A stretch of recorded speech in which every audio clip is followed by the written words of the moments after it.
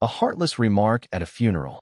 The air in Pinewood Cemetery hung heavy with grief, the kind that seemed to seep into the very ground beneath the mourner's feet.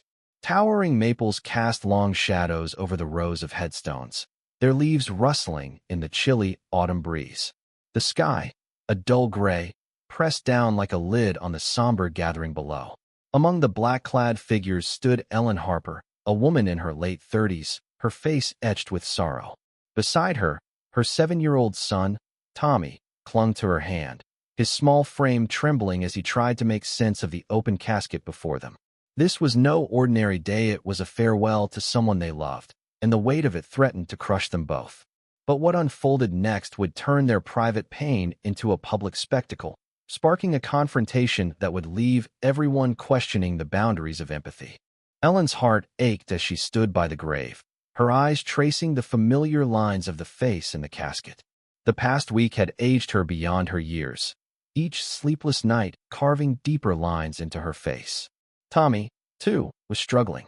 His wide, tear-filled eyes darted nervously among the mourners, searching for cues on how to act in this unfamiliar world of loss. He didn't understand death, not fully. All he knew was the hollow ache in his chest and the lump in his throat that wouldn't go away. Ellen squeezed his hand, offering silent reassurance, but it did little to ease the tension in his small body. She wanted to shield him from the overwhelming grief, but how could she when she was drowning in it herself? The priest's voice droned on, a steady hum that blended into the background. Ellen barely registered the words, her focus on Tommy, whose lip had begun to quiver. She crouched beside him, brushing a tear from his cheek. "It's okay, sweetheart," she whispered. "You're allowed to feel sad. It's okay to cry." Tommy nodded, wiping his eyes with his sleeve, but his shoulders remained tense, as if he were fighting a battle within himself. Ellen's heart broke for him. At 7, he was too young to carry such a heavy burden, yet here he was, trying to be strong for her sake. Then, a sharp voice cut through the quiet like a knife. "Are you letting him cry like that?" Ellen froze, her breath catching in her throat. She turned to see a woman standing just a few feet away, her arms crossed and her face twisted in disapproval.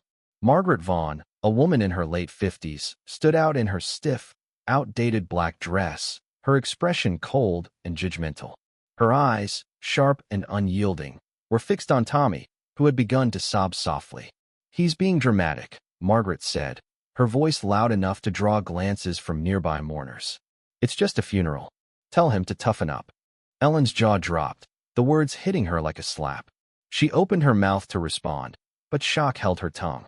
Margaret's gaze flicked to her, a smug smile curling her lips as if she'd just dispensed some profound wisdom. Tommy's sobs grew louder, his small body shaking, and Ellen felt a surge of protective rage.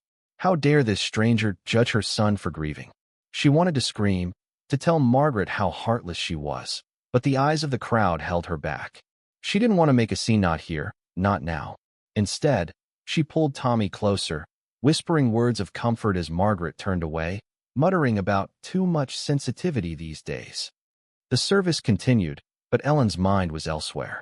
Margaret's words echoed in her head, each one a fresh wound.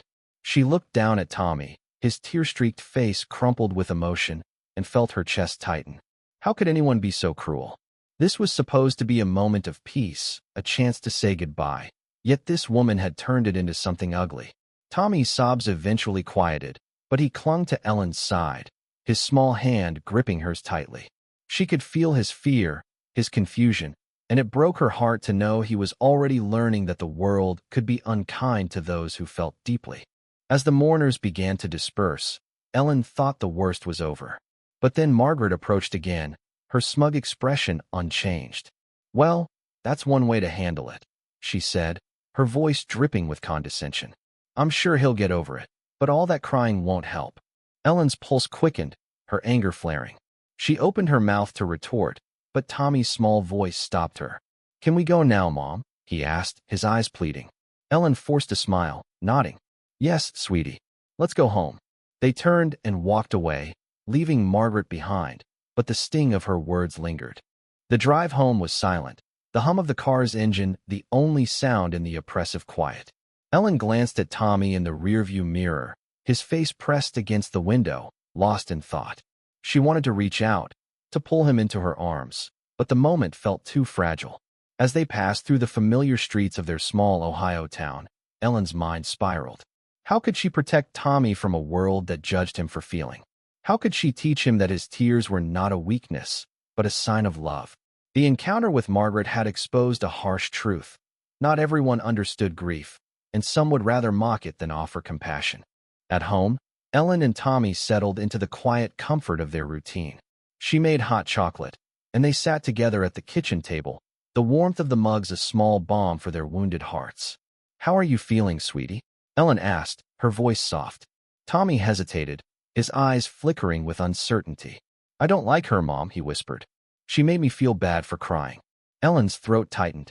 "I know, sweetheart. What she said was wrong. You weren't embarrassing, you were just being honest. It's okay to cry, and don't ever let anyone tell you otherwise." Tommy nodded, a faint smile breaking through his sadness, and for a moment, they found solace in each other. Days passed, and the sharp edges of the funeral began to dull. Ellen kept busy with work and household chores, but the memory of Margaret's cruelty lingered. She wanted to forget, to move on, but the thought of Tommy internalizing that harsh judgment kept her awake at night. Then, a week later, an unexpected visitor arrived. Ellen was preparing dinner when a knock came at the door. She opened it to find Margaret standing on the porch, her posture less assured, her eyes avoiding Ellen's. "I owe you an apology," Margaret said, her voice unsteady. "What I said at the funeral was wrong. I've been thinking about it, and I realize how hurtful it must have been." Ellen's first instinct was to slam the door, but something in Margaret's tone gave her pause. She sent Tommy to his room, then turned back to the woman who had caused so much pain. "An apology doesn't erase what you did," Ellen said, her voice firm. "You hurt my son. You made him feel ashamed for grieving." Margaret nodded, her face flushed with embarrassment. "I know. I've lost people too, and I guess I forgot what it's like to feel that raw pain. I'm not asking for forgiveness, just a chance to make it right." Ellen studied her, torn between anger and a flicker of empathy. She didn't trust Margaret, but she could see the struggle in her eyes, the weight of regret. "I appreciate you coming here," Ellen said finally, "but it doesn't change what Tommy went through. What you taught me is that I never want to be someone who tells a child to hide their pain. I never want to forget what it's like to watch my son suffer and not be able to fix it." Margaret's eyes softened, and she nodded. "Thank you for hearing me out. I'll carry that with me." With that, she turned and walked away, her footsteps fading into the evening. Ellen closed the door and leaned against it, a wave of relief washing over her. The encounter hadn't erased the pain, but it had given her closure. She went to Tommy, who was playing quietly in his room, and pulled him into a hug. "We're going to be okay," she whispered, and for the first time in days, she believed it. They would carry their grief together, one step at a time, and no one, not Margaret, not the world, could take that from them. As Ellen tucked Tommy into bed that night, she felt a renewed sense of purpose. She would teach him to embrace his emotions, to stand tall in the face of judgment. The world might be harsh, but their love was stronger. And in that love, they found the strength to heal. What do you think about Ellen's story? Have you ever faced cruelty or injustice in a moment of vulnerability? Share your thoughts in the comments below. I'd love to hear your perspective on navigating pain in a world that doesn't always understand. Let's start a conversation about standing up to insensitivity and supporting each other through life's toughest moments.